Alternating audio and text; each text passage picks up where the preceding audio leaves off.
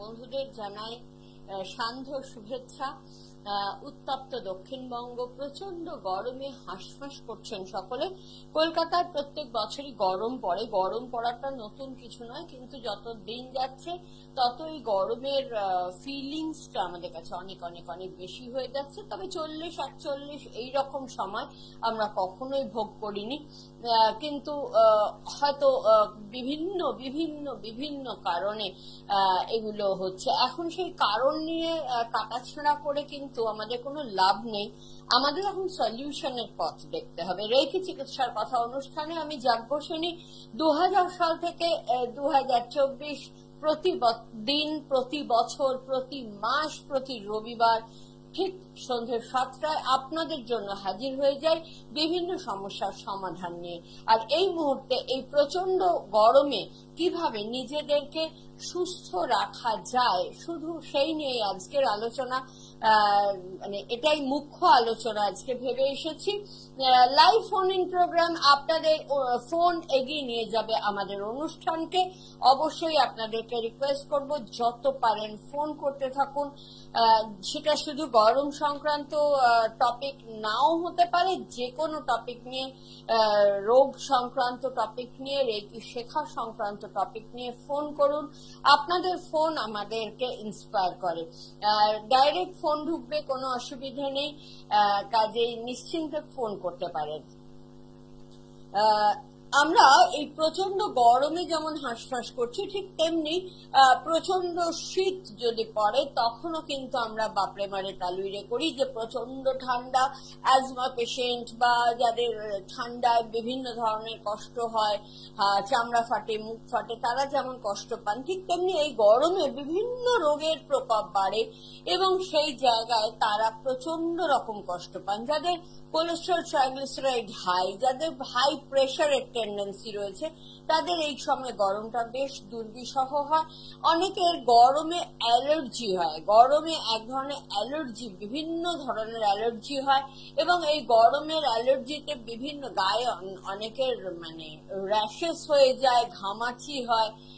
এই প্রচন্ড গরমে মানে প্রেশার বেড়ে যাওয়ার চান্সেস থাকে, হার্টের প্রবলেম হওয়ার চান্সেস থাকে।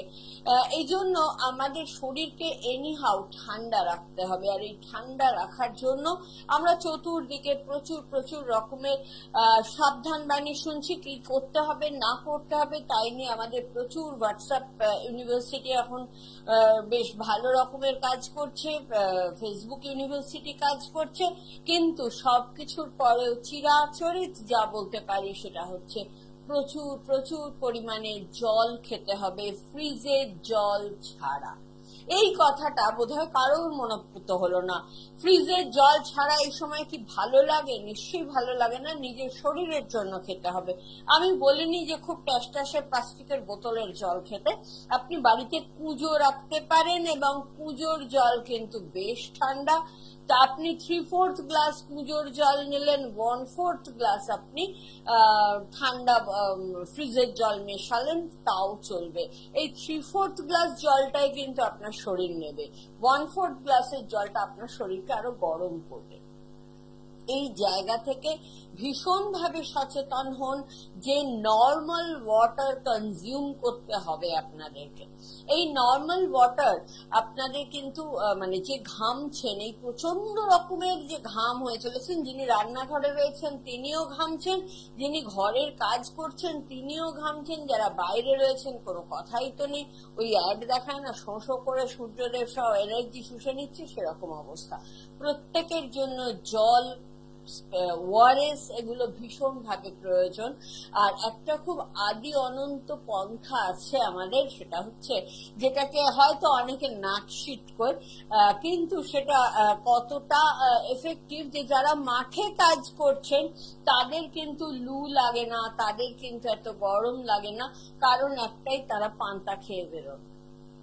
তারা পান্তা খেয়ে বেরোন, মাঝখানে দুপুরের যে টিফিনটা বাড়ির থেকে যায় সেটাও পান্তা যায়, যেটা কিনা আমাদের এই হিটটা শরীরের মধ্যে লাগতে দেয় না।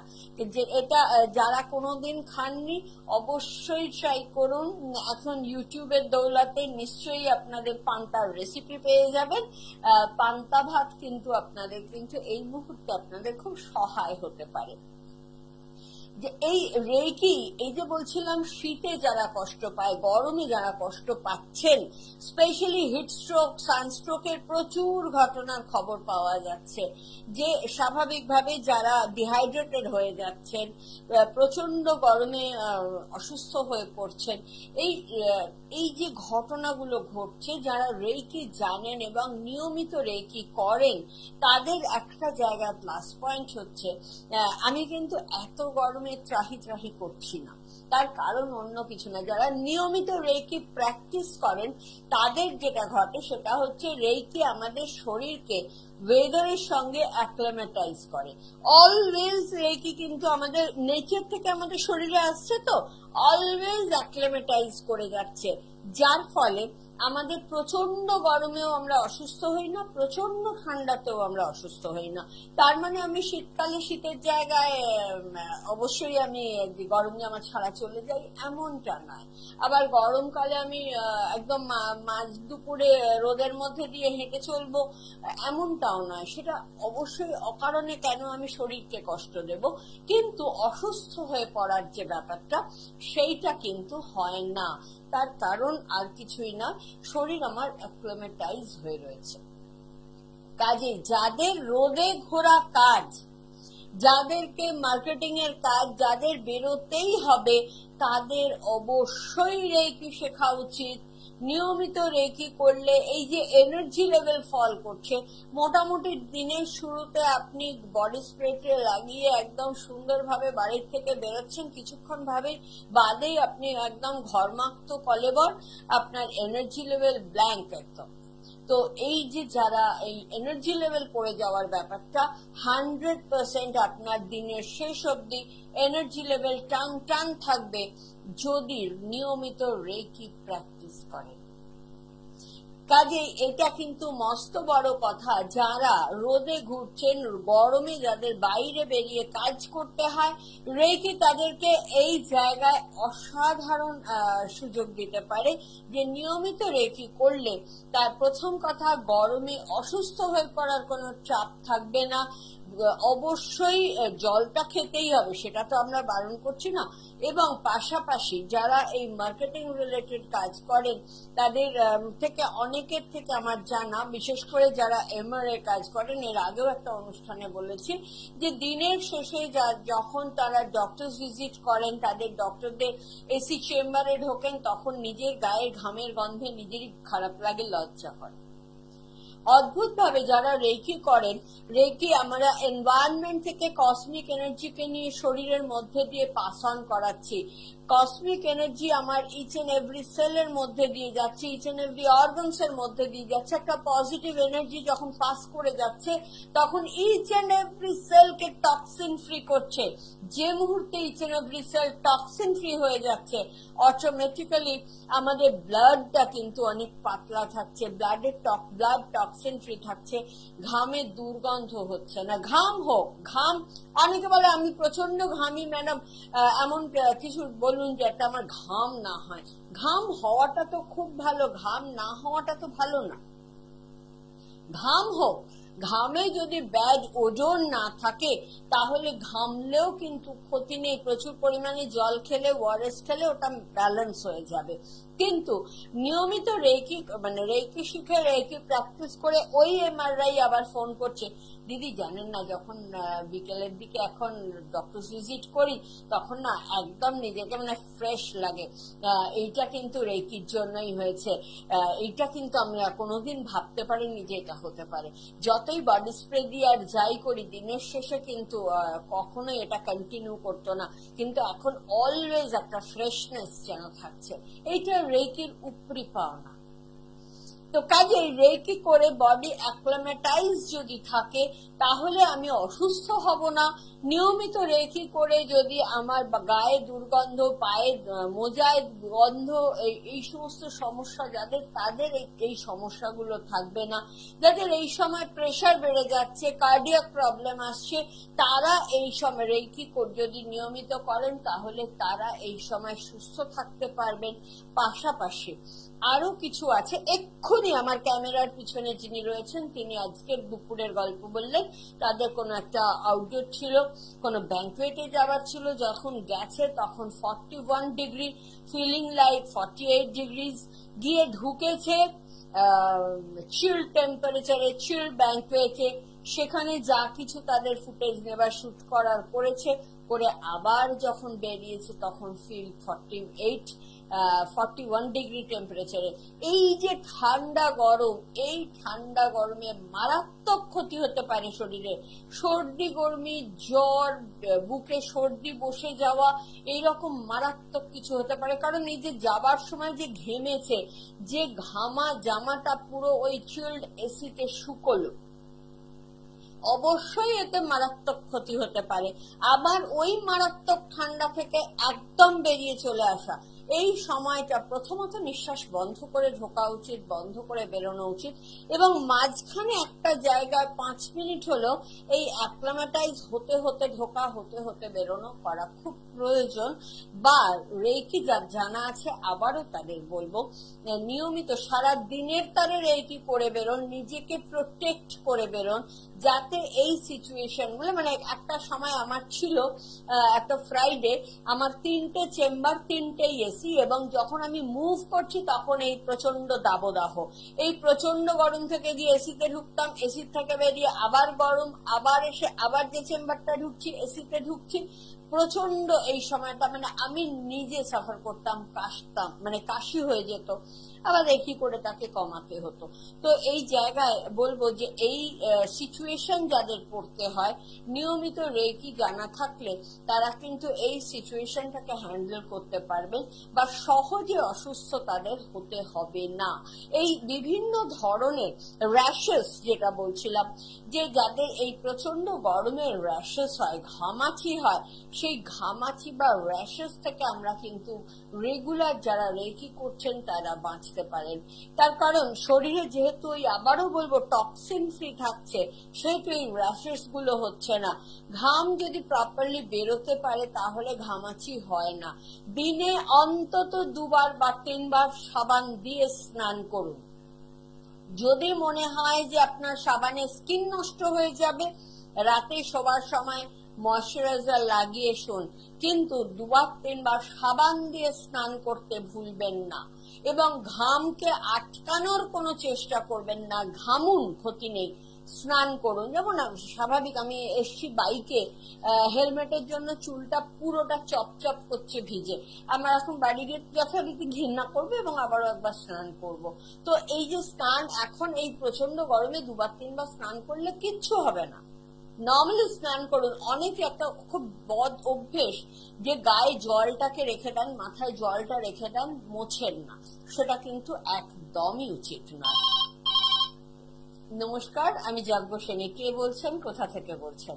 হ্যালো দিদি, আমি বর্ধমান থেকে বলছি। হ্যাঁ বল। গরম কেমন ওখানে? হাঁটুর প্রবলেম খুব, আমার হাঁটুতে যাতায়াত হচ্ছে, সেইগুলো একটু আপনার কাছে কোনো যদি ইনফরমেশন পাই সেইগুলো। হাঁটু হাঁটতে চলতে গিয়ে হাঁটুতে খুব। আচ্ছা আচ্ছা, অবশ্যই অবশ্যই, শুনতে থাকো। গরমে এটাও কিন্তু অনেকের ক্ষেত্রে হয়, যেটা শীতে সাধারণত বাড়ে, কিন্তু গরমে ব্যথা বাড়ে এরকমও কিন্তু শুনেছি। স্পেশালি আমি রিসেন্ট শুনলাম, আমাদের মানে আমাদের ভীষণ ভালো ভিউয়ার, আমি বোধহয় যতদিন অনুষ্ঠান করছি কোনো অনুষ্ঠানও বাদ দেয়নি, সোনালি, ও অ্যাঙ্কোলাইসিস স্পন্ডিলাইটিস এর পেশেন্ট, ওর যেটা বললো প্রচন্ড গরমে ওর ব্যথা বাড়ে। তো এরকম বিভিন্ন কারণে ব্যথা বাড়তেই পারে, এবং যাদের যে কোনো ধরনের আর্থারাইটিস, আপনারা না ইউটিউবে, আমি তো ইদানিং কালে অনুষ্ঠান করছি প্রত্যেকদিন এক একটা টপিক বেস করে, কাজেই আপনারা না দেখুন আর্থারাইটিসের ওপর, অর্থোপেডিক প্রবলেমের ওপর আমার অনুষ্ঠান করা আছে। যে কোনো ধরনের অর্থোপেডিক প্রবলেম রেইকিতে সুস্থ হওয়া সম্ভব। অবশ্যই আপনি যদি বর্ধমান থেকে আর্লি অ্যাজ পসিবল ক্লাস করতে চান, আগামী শনিবার রবিবার দক্ষিণ কলকাতায় ক্লাস আছে। আগামী শনিবার এবং রবিবার দক্ষিণ কলকাতার ক্লাসটা অবশ্যই জয়েন করতে পারেন। তার জন্য মানে কনজিকিউটিভ 2 ডেজ দুপুর 1টা থেকে সন্ধ্যে 6টা অবধি ক্লাস হয়।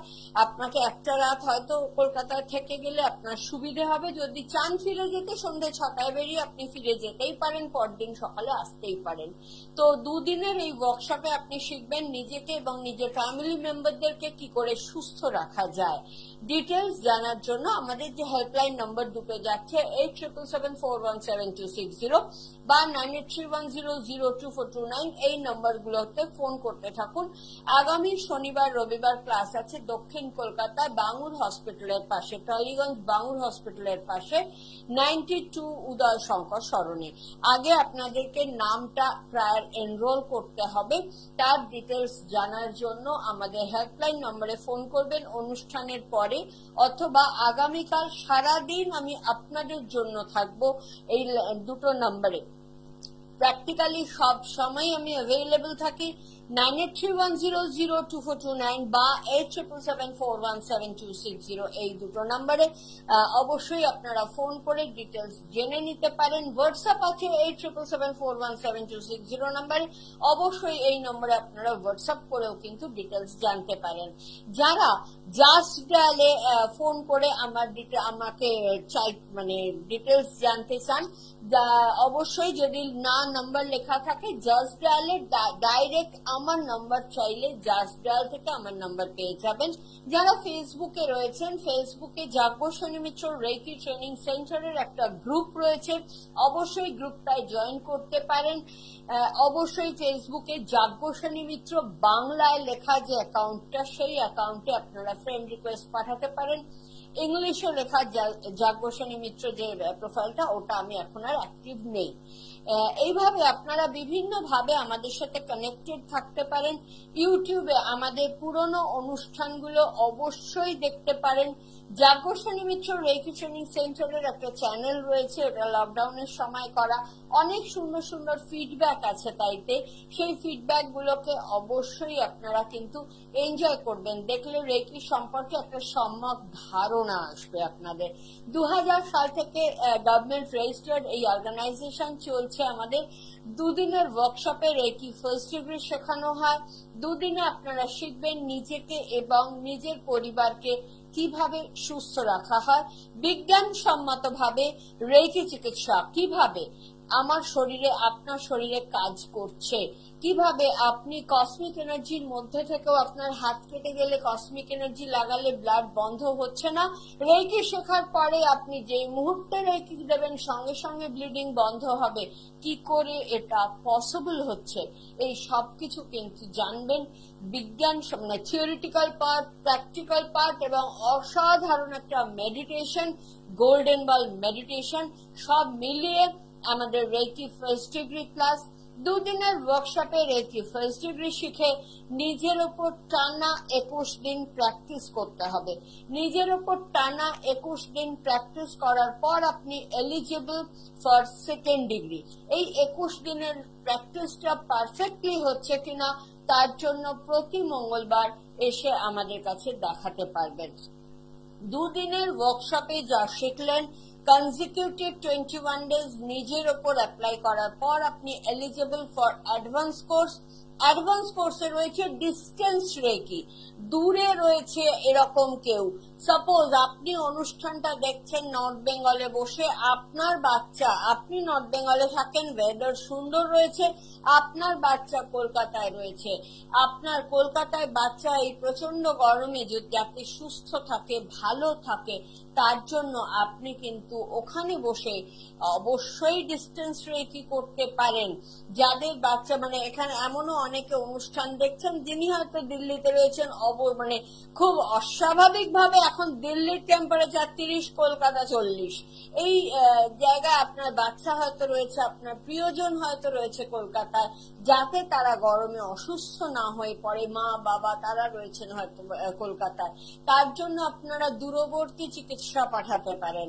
প্রোগ্রামিং রেকি, সাপোজ কিভাবে আমাদের এই গরমের মোকাবিলাতে রেকি, প্রোগ্রামিং রেকি কাজ দিতে পারে, যে আজকে আপনার এই এই এই এই কাজগুলো আছে, এই প্রত্যেকটা কাজ যদি আপনি টাইমিং মানে একদম গিয়ে যদি কোথাও ওয়েট করতে না হয়, কিছু করতে না হয়, তাহলে মোটামুটি এই টাইমের মধ্যে আপনি করে ফেলতে পারবেন। পুরোটা প্রোগ্রামিং করে গেলেন, যে প্রোগ্রামিং এর মধ্যে আপনার থাকবে যাতে গরম মানে আপনি খুব কমফোর্টেবলি সব কটা কাজ, কোনো নেগেটিভ কোনো কিছু জায়গা নেই, ফুল পজিটিভ ওয়েতে এটা করতে হয়, পজিটিভ থটস নিয়ে করতে হয়, যে আপনার এতগুলো কাজ আছে, সব কটা কাজ আপনি সাকসেসফুলি করে এই টাইমের মধ্যে বাড়ি চলে এসছেন।